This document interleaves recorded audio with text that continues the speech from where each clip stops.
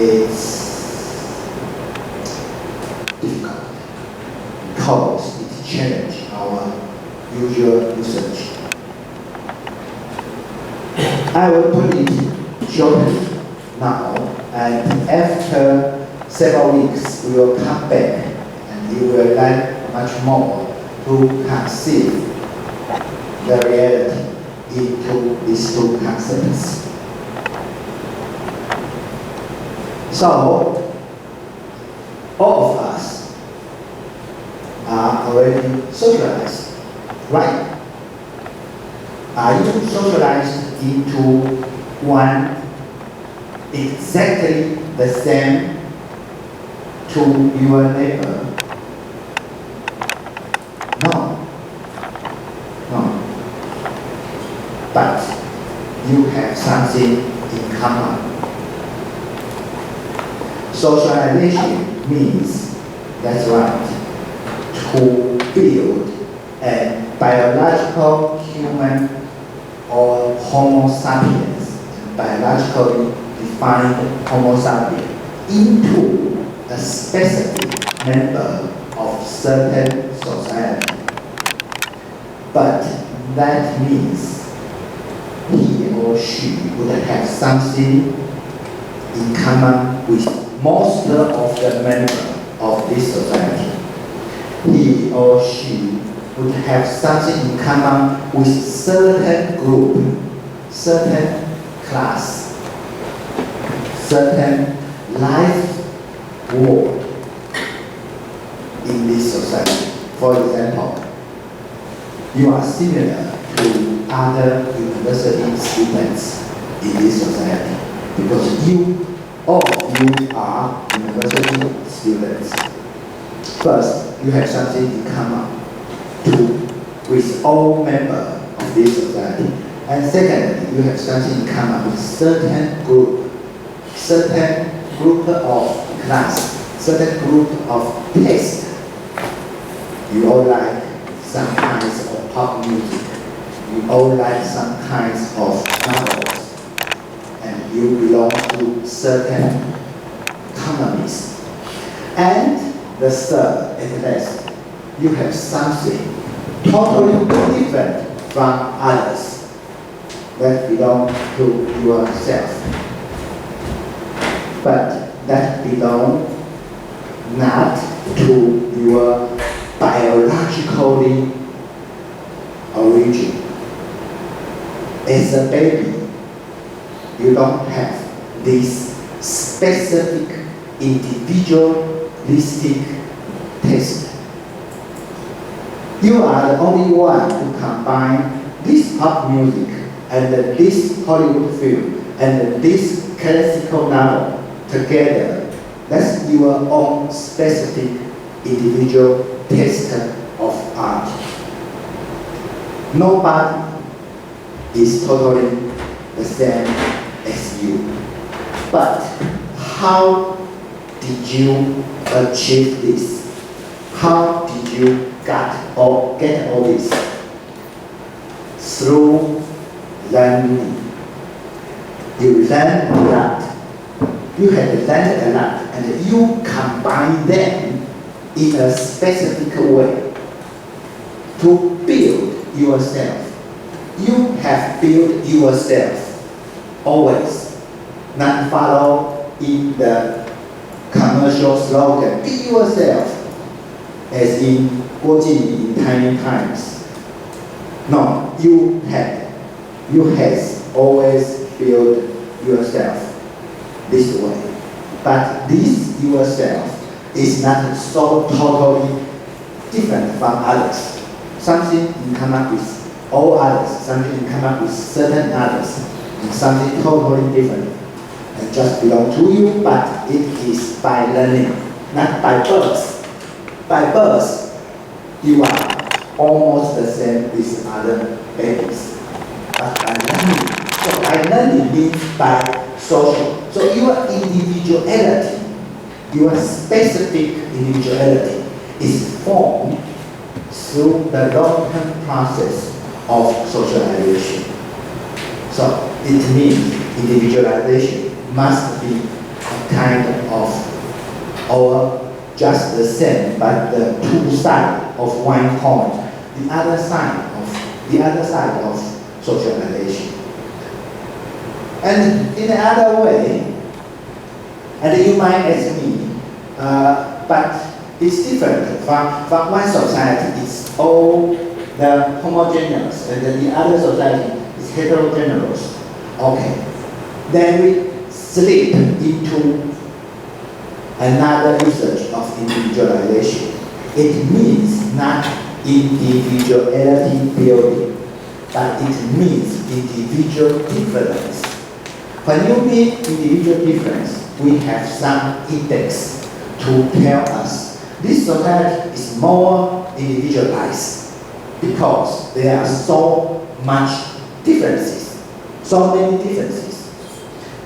This is individual difference. And if you tell the concept from this usage and into individual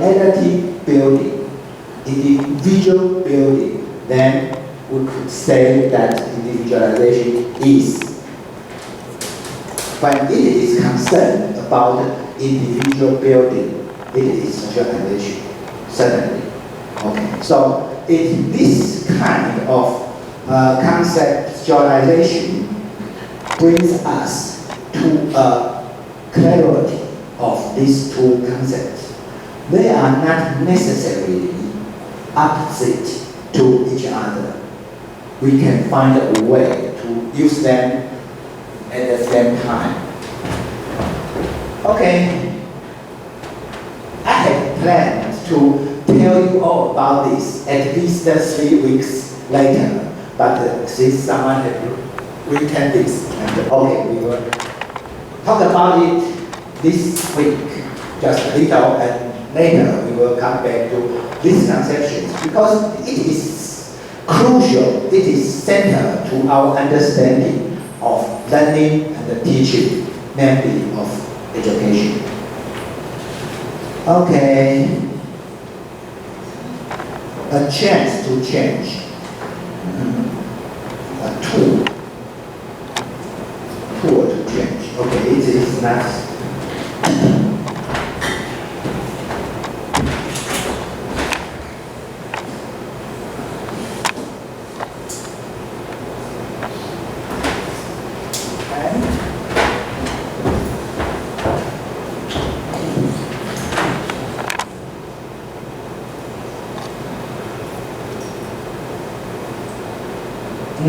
Accumulate.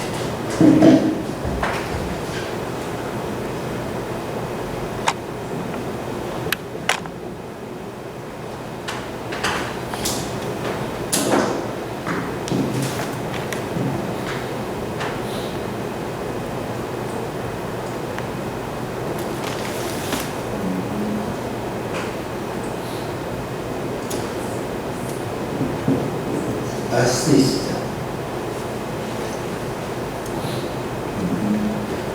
It's similar to change. And improve.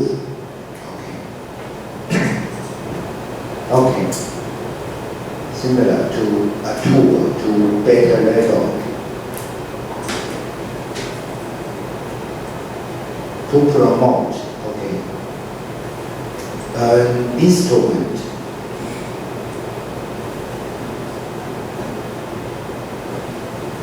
Realize. Okay.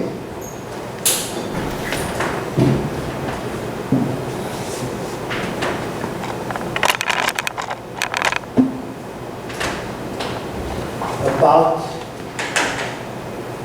realizing social development. Interesting.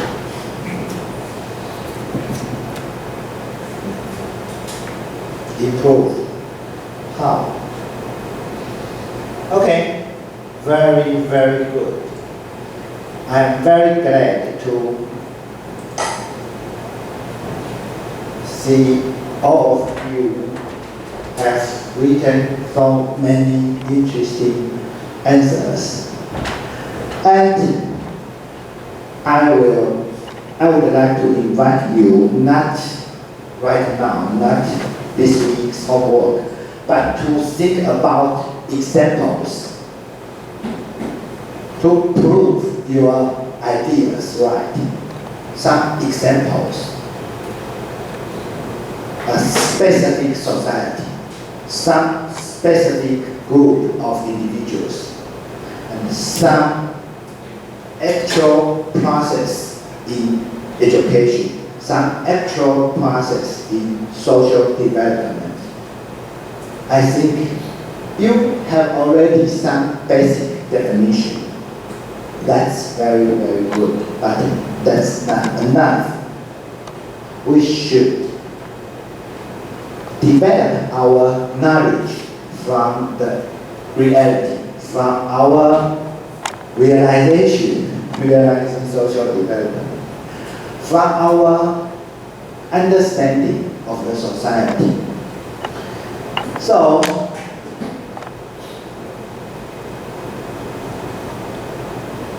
maybe we should back to this issue at the end of today's course, and you might have some thoughts from now till then. And now, okay.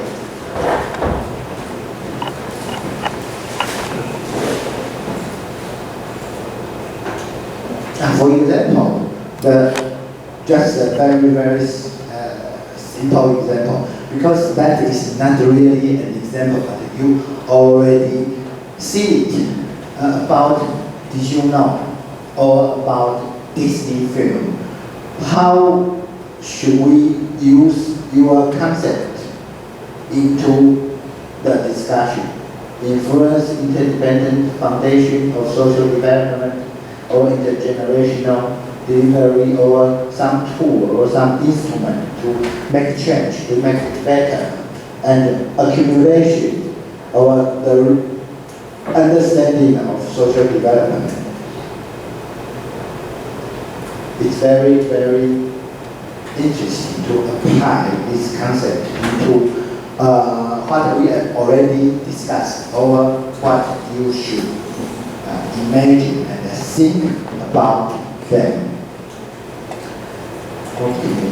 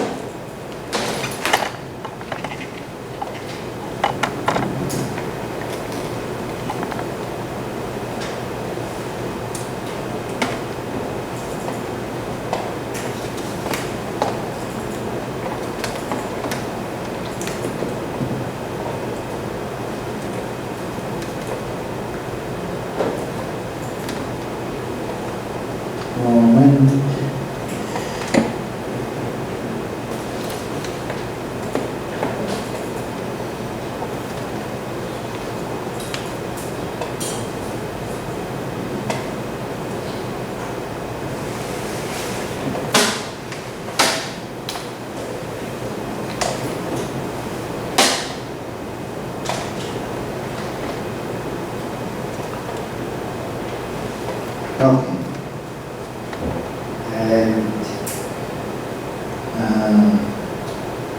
I would like to give you two literature. I would upload them into the digital learning platform, and you could download them and read them.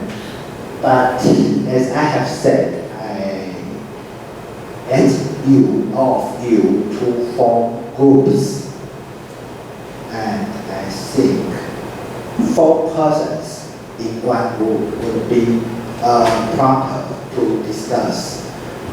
And I will give you 3 sides of the post, 5 minutes to form your group, and next hour you should be able to discuss with each other about today's discussion agenda. And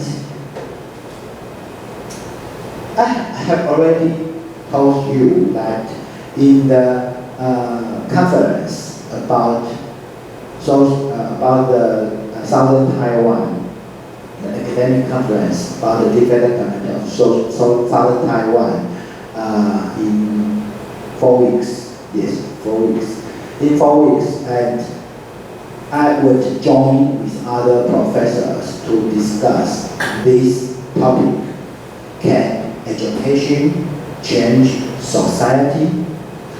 And I will discuss some paragraphs, some chapters in this book. It's a book title by Michael Apple, a very, very famous scholar in the critical pedagogy. And I certainly in the conference we deliver our discussion, our speech in Chinese, so you can hear me deliver the same thoughts but in another language. And I have found, because that's that the whole book is too much for you to read and to learn, so I found a very interesting book review as an introduction for you to enter this book.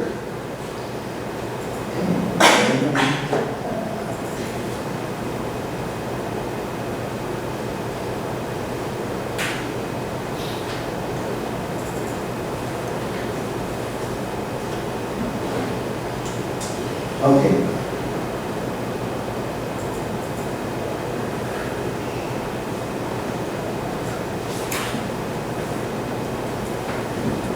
About this book, Can Education Change Society? So it's a very, just a 3-page. Okay, it's not a very long book review, just as usual, very short review about this book.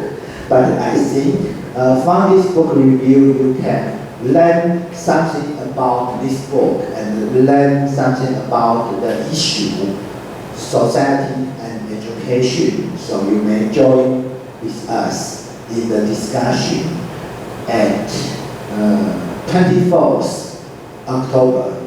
Okay, it's an invitation to you to join us. And this topic, can society change? Can education change society? It's a very, very interesting question. And I remember I have told you 2 weeks earlier that we can make it reversed. Not reversed. Can society change education? And remember I told you this word.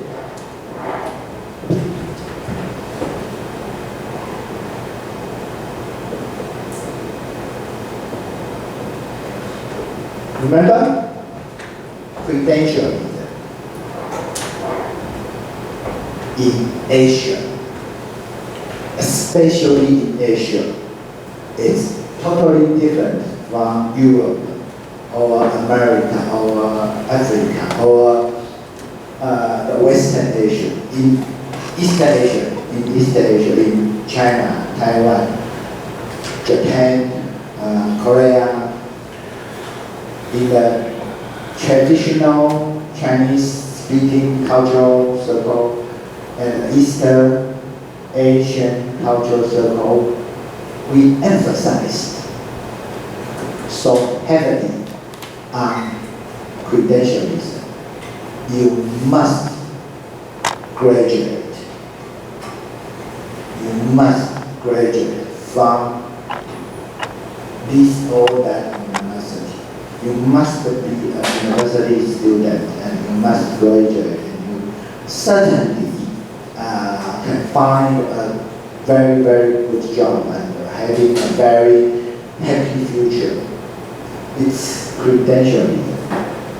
Can our society, through policy, through educational reform, through many, many kinds of others, to change this? It's a very interesting question. because in my question and society change education, I have put this into the area of education, but does it belong to education? Someone would argue, no, credentialism belongs not to education, credentialism belongs to society. Can we teach ourselves, teach everybody to abandon credentialism? And that goes back to the question, can education change this kind of society? So remember, when you discuss anything, when you talk about anything, try to clarify what do you mean in this discussion. It might have several usages. It might have several usages in contradiction, and that is not easy to define them, but at least in your discussion, you should follow the principle to clarify what you have said. So I have very carefully to remind you, we are not now discuss this phenomenon. I have used this an example to talk about how should we define things, define the reality, define the concept. Okay, and so you will find this later this day, and I would not yet, and I would upload this very interesting book review. And I would here, and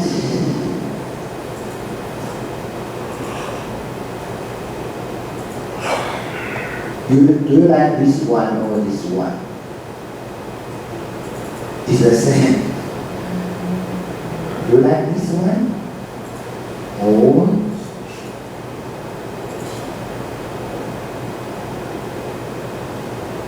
this one? Which one do you like? Okay, I upload both of them, and you can choose one to read.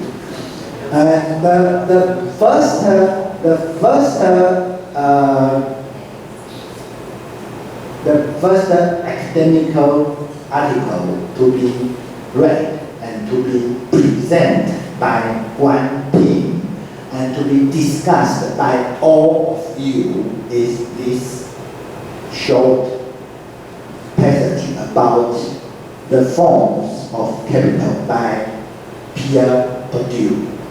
So I suggest that we could discuss this next week.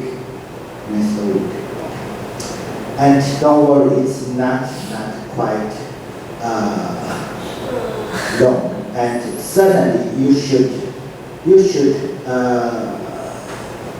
focus on cultural capital. You should focus, but you should read all of them to understand what he means by using capital. And you should focus on cultural capital, the embodied state, the objectified state, and the institutionalized state. This is cultural capital in institutionalized state. Okay. For example, another concept to be clarified, elitism. It's very curious that almost everyone accuses elitism in the society has destroyed many good things in our society. But at the same time, everybody wants to be an elite or light. Why? It's very curious. And in education, there are two kinds of elitism. One kind is in association with credentialism. Only the students of the best top university is useful for this society. They are nobility. They are belongs to another circle. This kind of elitism. And another way to conceive elitism is not this way, or we should call it how to be a real noble person through education. You learn more, you can do more, and you improve more. You improve yourself and you improve this society. You are a real noble person, and that's the second kind of elitism. So should education follow the principle of elitism? First kind, certainly not, but second kind, certainly. Education means to bring you to another level, to higher level of self-understanding, of possibilities. Okay, so especially in this state, so I would like to have one group, one very brave group to promise to give a short presentation. You may make your PowerPoint, you may written down in just one page. The totality of this paper is so short. One page is enough. You might have already copied many things here. And I would like to have one group, one team to make your presentation, but other group should join in the discussion next week of this paper. So now I give you 5 minutes to form your team. 4 persons in one team, and we will meet us 10 after 11. Okay, now it's your time. Educational theories specialized on education and power, counterparties, curriculum theory research, critical teaching, development of non-practical schools.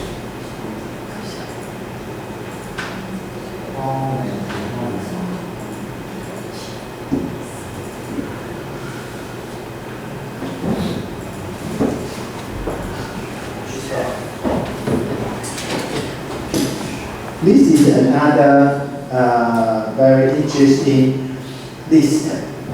Okay, we have talked about what education is and what social development is. Okay, it's another big question.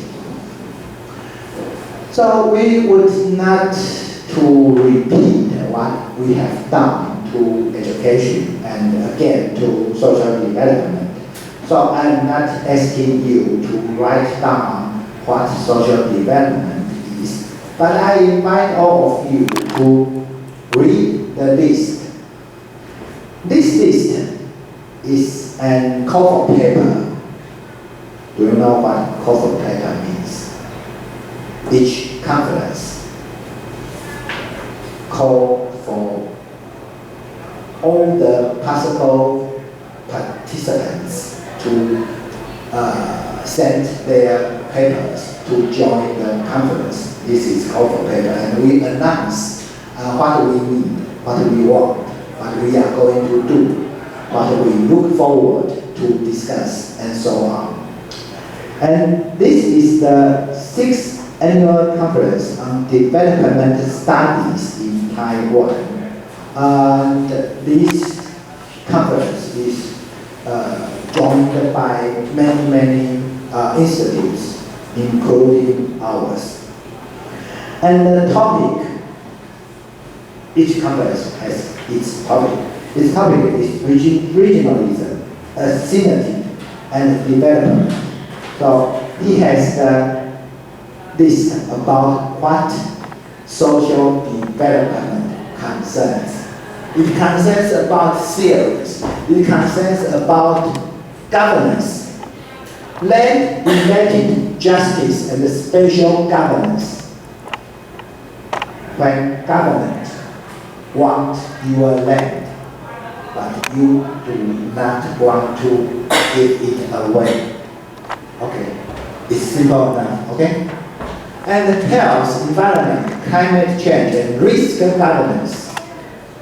And democratization and political transformations. Number 4 is almost the typical political agenda, not specific developmental agenda.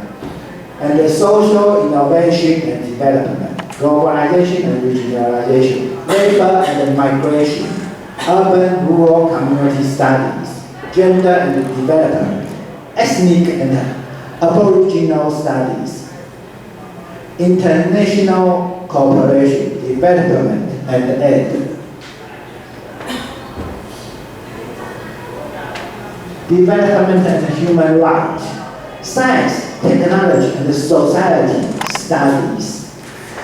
It's very interesting because SDS is already an established branch in social science or in social and natural sciences. SDS is already an established branch, and development society development study conference incorporate this as its agenda. And social work and development, and at least certainly in all conferences, are the related issues. So it's a list about what should we discuss when we talk about development. It's actual list in Taiwan, but not only this. You can change it in Germany or in Japan. You can change it next year. Many things is related to the so-called development. We will come back to development later. And now I would like to make some conclusion and not conclusion, make some ordinary moment.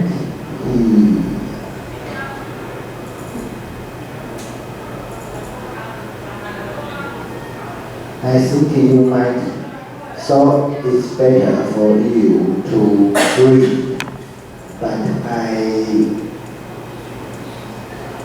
originally I was planning to deliver oral speech as much as possible, and not to give you to read and read. But I want you to listen more. It's because it's a 4 English words. As in English, to hear, to listen to, and to be used in discussions, very crucial in this course. Okay. The 3 weeks we have introductory, we have our framework, and we have our issues. I've talked about this course aims for an understanding about the complexity concerning education and social development. And the meaning from this way and from that way. And the framework including theoretical foundation and empirical case study in order to explore and illustrate the interwoven relationship is to be introduced into the participants who are asked to present their work to join in the program with ambitions and efforts. That's I ask of you. Ambitions and your ambition and your effort. Is what we have written on the board. Later, I would upload this PowerPoint and you can enlarge the photo to remind yourself what we have talked about. And so we position education in the framework of development study in the context of social development and vice versa. And this study might incorporate the approaches of all social and human sciences and of the newly cross-border studies such as globalization study, gender study, community study, and so on. You know, I have just shown you the list of this development study. That is not just a sociology or political science or administration science or psychology. It's a cross-border area of research in gender study, in globalization study, in community study, in development study. We have entered an era of cross-border cooperation to deal with our themes, to deal with the issues. So this course uses a developmental approach in the sociology and a fast-based stone to build our framework. It's one of the civil enterprises series by Nobel Elias. In 3 or 4 weeks, we'll introduce Nobel Elias. And we have seen, part 4, we are going to be in search for an understanding about the complexity involved by education and social development. So, social development in education, it means social development as a greater context. Education here, social development here. And we can understand social development as context, as result, as consequence. I would like to build a better society, and so on. This is your goal. So development as context of education, as result of education, as consequence, as condition, as material, your instrument, as your challenge, as your goal for your education. You stand at the place of education and you observe, you research, you investigate, you explore the so-called social development. And your standing point is education. And vice versa, education is social development. You stand at the point, the perspective of social development, and you observe, you research education. What is education? Education is part of social development. We have political development, we have educational development, we have economic development, and this is called dimension. It's the only one development. but it has many faces, it has many facets, it has many aspects, it has many dimensions. The only one social development we can observe from the political dimension, or we can look at the economic dimension, we can look at the educational dimension. So education is part of social development. It's dimension of social development. It's an index of social development. When you have so many illiterate persons in your countries, and you are not fully developed, it as an index or as an instrument. It's at this point, the two perspectives merge together as an instrument to make social development faster or better or in other directions. As a model of social development, it's a driving force to put our development forward as a model or as a dependent factor, not independent, but dependent factor. Reversed, model as independent factor, but as dependent factor, and it was decided by the social development, not by education itself.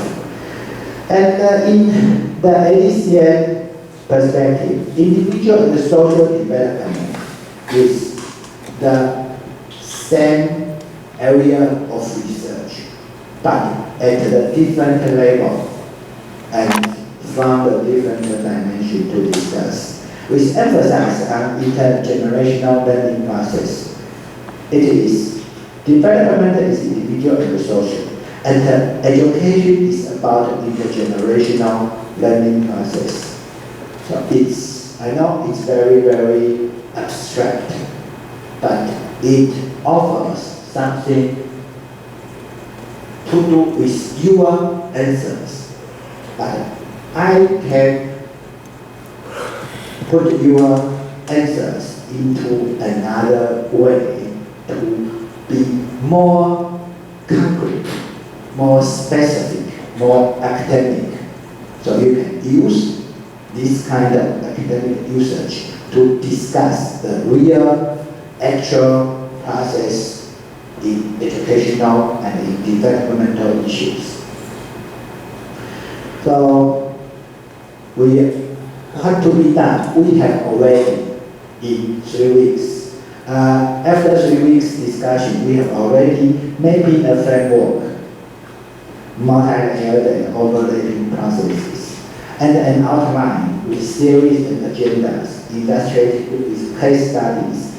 And I want to, this course is able to envision and work effort towards more understandings and reforms. So this is our schedule. Today we should talk about educational theories. So I would like to base our discussion not from the actual educational study because it's too fast, it's too tremendous. I would like to base our discussion from what you have said. And next week, capital. Human capital, educational capital, cultural capital. Next week, we discuss for you. Okay, and the week after next week, and okay, I will give you week by week the literature to read or the topic to discuss. The competitiveness doctrine is also concerned about neoliberal globalization and the doctrines of it, and the critics by Pierre Bourdieu.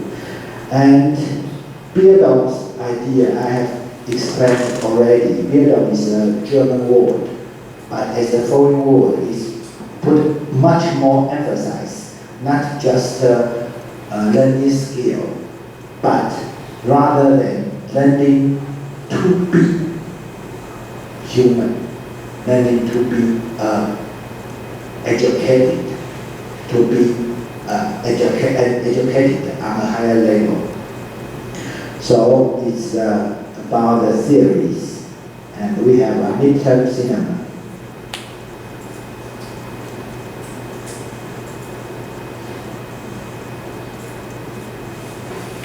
And midterm proposal. I would like each group to choose one agenda to write your semester report, and your assignment should be individually written, but in a group, coordinated. I will discuss it with you later, and in the middle of the semester, you can give me your proposal. And we have these agendas: globalization, digitalization, for example, Khan Academy or journal, and education is modernization or educational system, the German system or the Bologna Harmony project in Europe. The multiculturalism, and the idea and vision about credentialism, and we will go back to reform Taiwan as an example. So, after that, and review and the final presentation. Next week, we can talk about the sociology of education should incorporate the three column, the three pillars. Each pillar is essential for our standing of education. Education is about practice. The teaching and learning practice in classroom or outside of the classroom practice. The real happenings practice. So your teaching skill, your learning skill, all kinds of education and so on is about practice. You must understand how practice goes. Then you understand education. This pilot, this column. And second, power. All the relationship concerning power in between all the related persons, between the principal and the teachers, between teachers and the parents, between teachers and the classmates, and so on, between or among the classmates. So the power from the authority, the educational authority, to the schools, to the university, the power, you should understand, just as Michael Apple's research agenda, culture and power. You should understand the power dimension, the power pillar, and you understand education. And what you have done, the content is simple. It's simple, symbologically built content. Your textbook, your agenda, your issue, your idea, your vision of the society, all are symbols. And so we research in textbooks, we research in our all written forms of educational content. You must understand the content. How is it changed? How has it changed in the long-term processes of social development? So it's our framework to understand the education.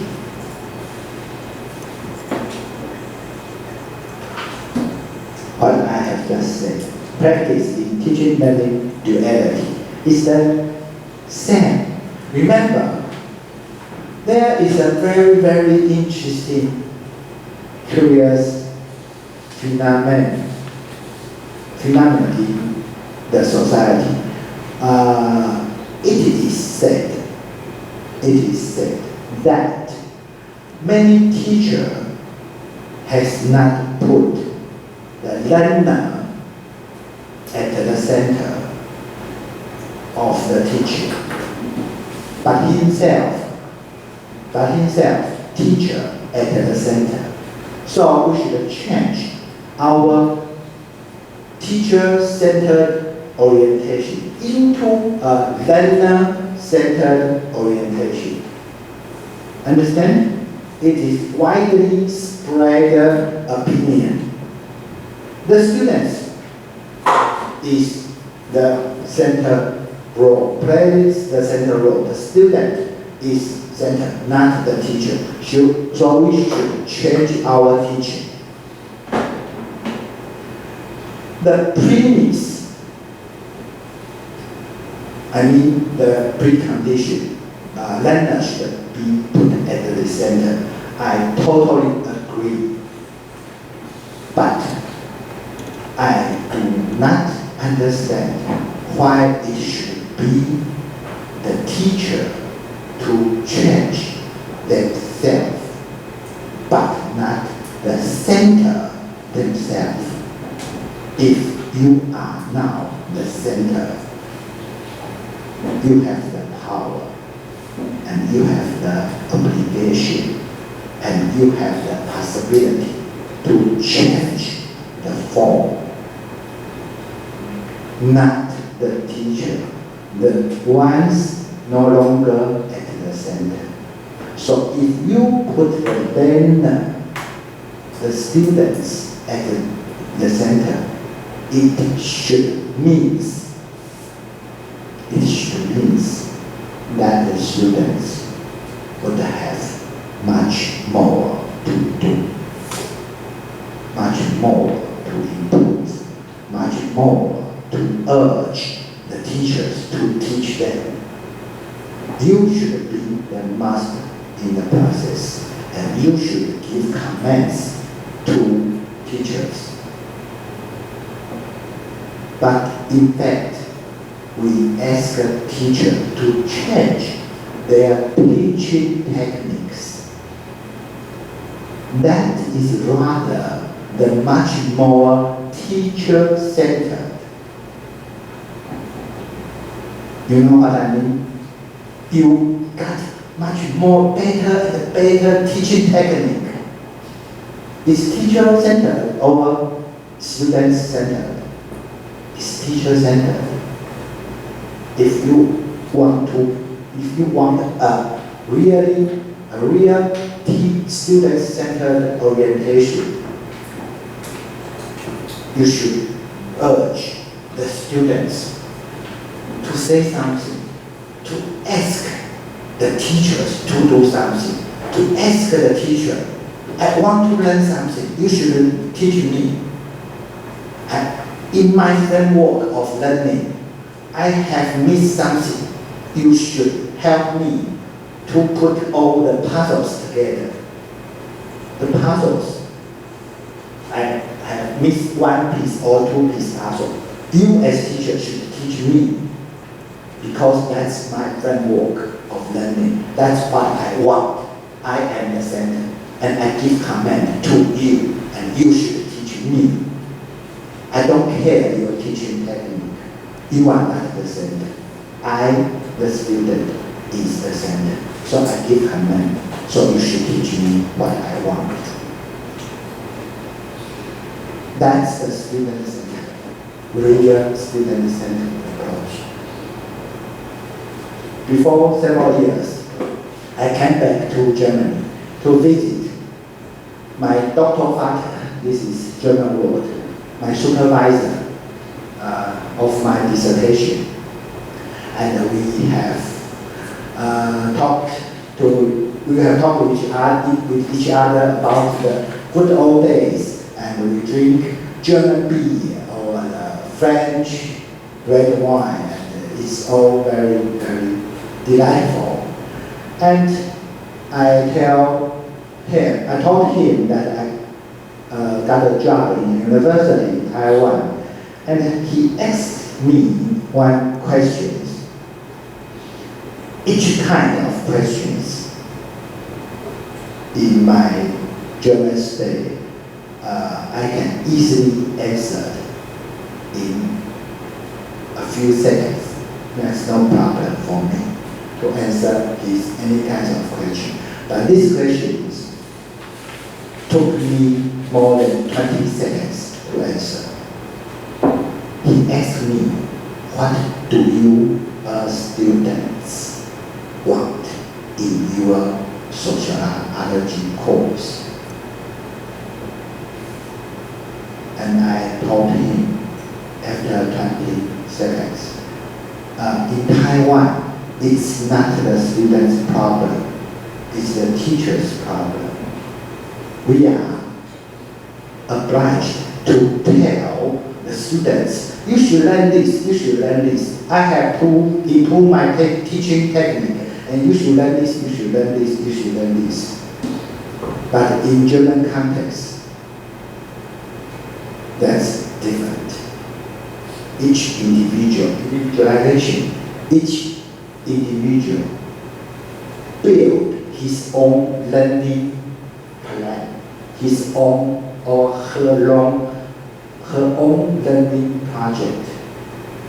She or he has her or his own plan to learn something. And this person would find, I should attend to the sociology course. I should attend to the MBA course. And this person goes to the classroom and to learn what he or she wants to learn. That's the learner, that's the student-centered approach. Isn't it? But we are always being asked to improve our teaching technique, to put the students in the center. That's curious. The more I have improved myself, in fact, the more I put myself at the center. Unless I give you opportunity to present something, I give you opportunity, I urge you to discuss, I urge you, I ask you to discuss and to present. And now you have 10 minutes to discuss and 10 minutes to present.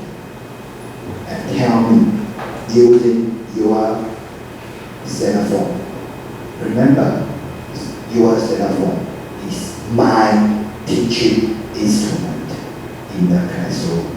Or your cell phone would not more be your own cell phone, but my teaching instrument.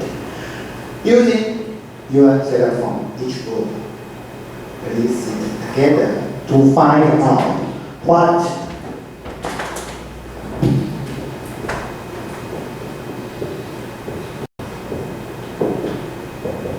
tell me what pizza is. Okay, sit together, the group, and each group take one sheet of paper to write down your discussion, to write down your findings. I would like to see my students, and I put you at the center. What would you find out and discuss and tell me? What is PISA, pizza? Okay, 10 minutes. Sit together as a group.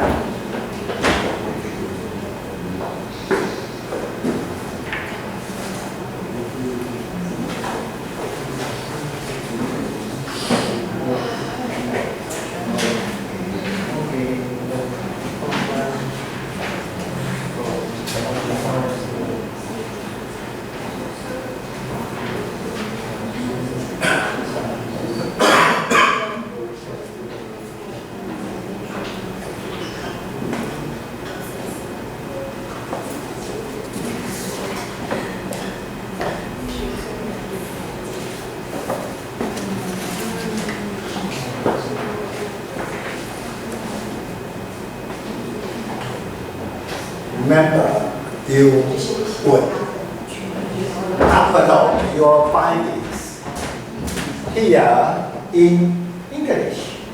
Remember, not in Chinese. My suggestion, do not Google the Chinese pages. You don't have the time to translate them into English.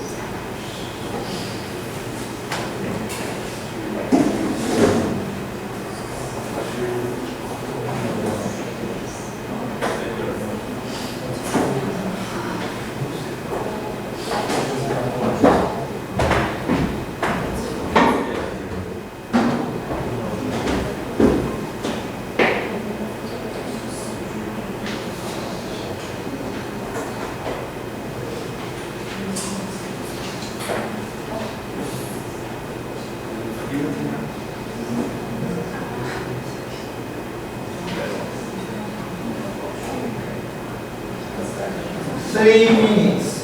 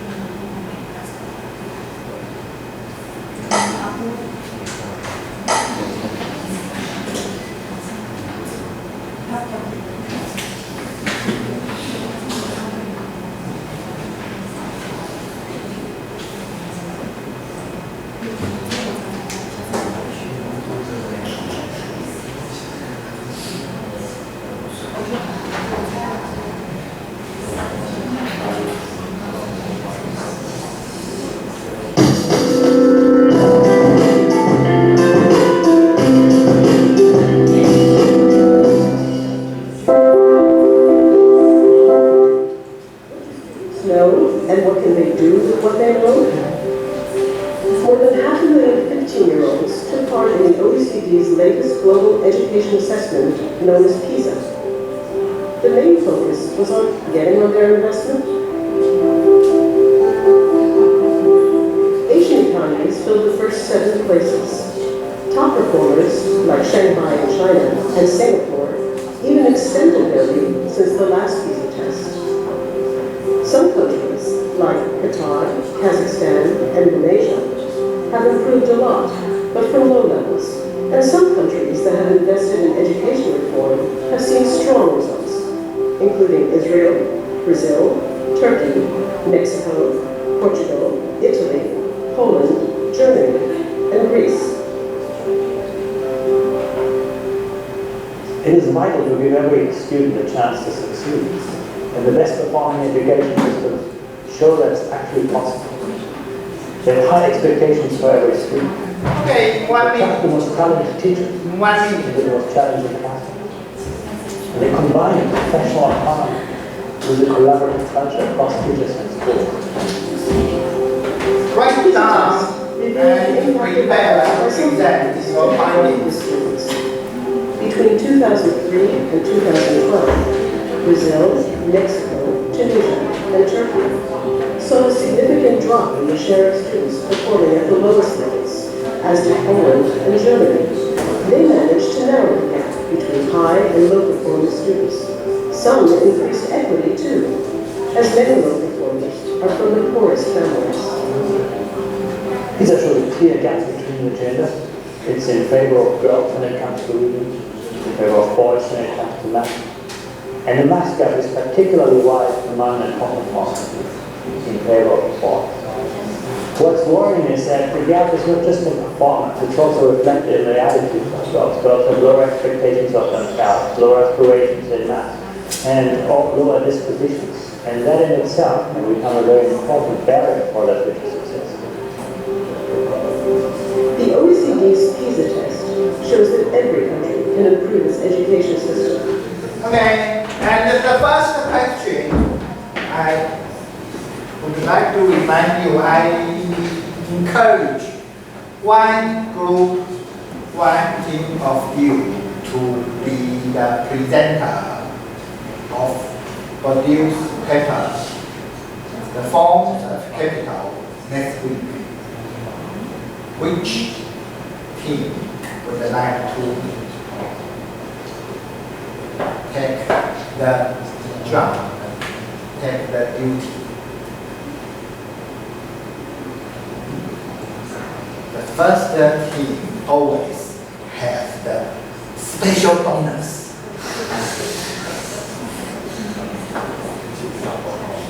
Which one of you, which team of you would like to be the first to present your reading, your comment on the forms of capital? Which one? Which one? Which one? None of you? Yes, bonus.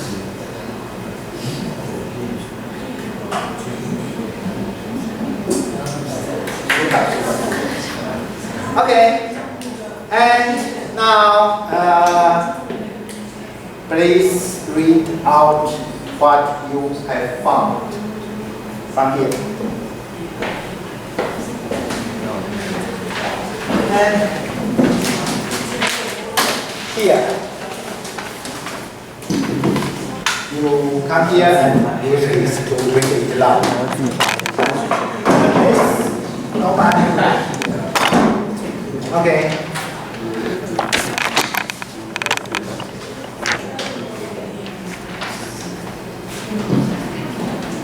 Now 2, the PISA, the full name is Program for International Student Assessment. It's a global-wide study by the OECD. That full name is Organization for Economic Cooperation and Development. In member and non-member nations of 15-year-old school students shortlisted performance on mathematics, science, and reading. Okay, let's go.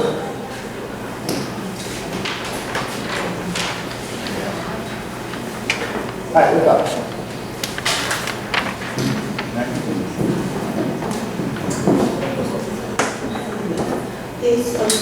It is to test the 15 years old teenagers on the ability of reading math and science, and to test how can they use this knowledge in their lives. The keyword is applications. Okay. Next one. Hello.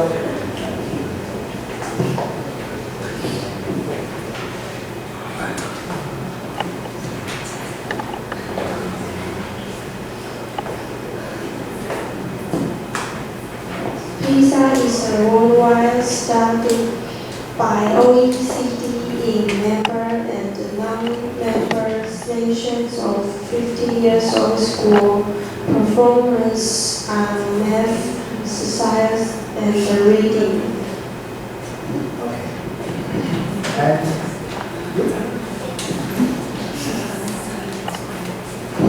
the first paragraph is the same as the first three groups, so we add a sentence.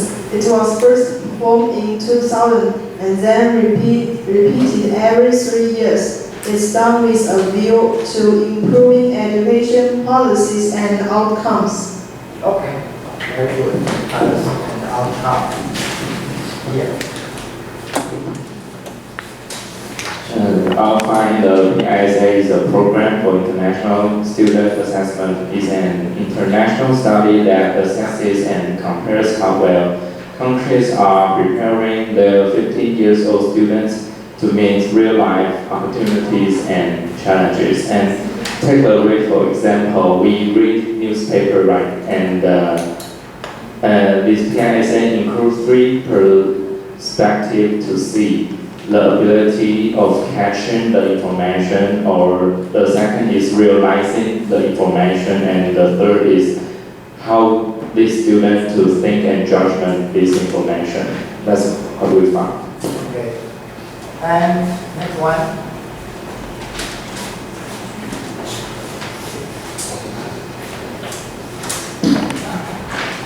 PISA is the Program for International Student Assessment. It is a worldwide study by the Organization for Economic Cooperation and Development. It is in member and non-member nations of 15 years old school who pale scholastic performance on mathematics, science, and reading. Okay. And I would like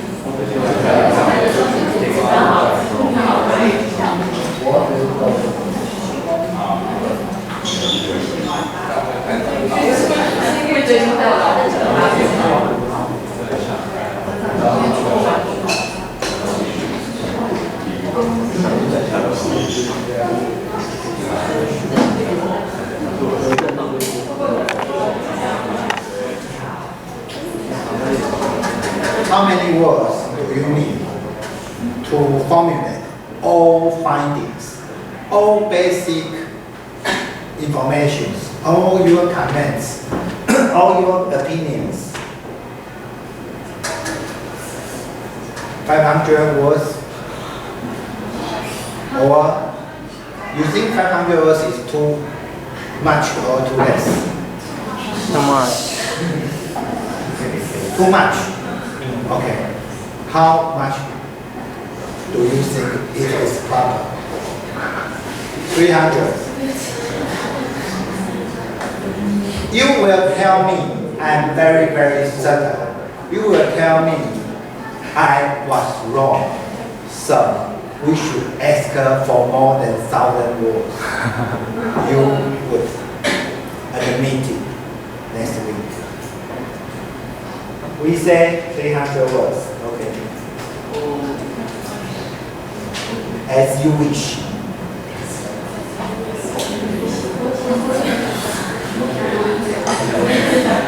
What is PISA? Upload your findings and make your comments on actual cases. For example, the effort to promote reading and others. Please formulate all in no more than 300 words. Okay. 下课。